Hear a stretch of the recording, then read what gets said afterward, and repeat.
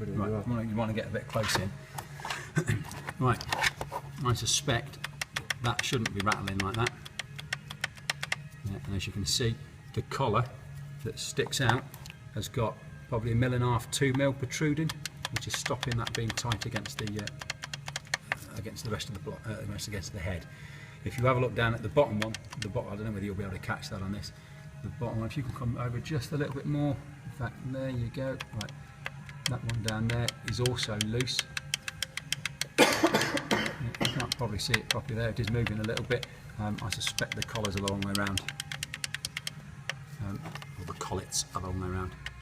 But I'm almost certain that that shouldn't be rattling around in the top of the engine. Right.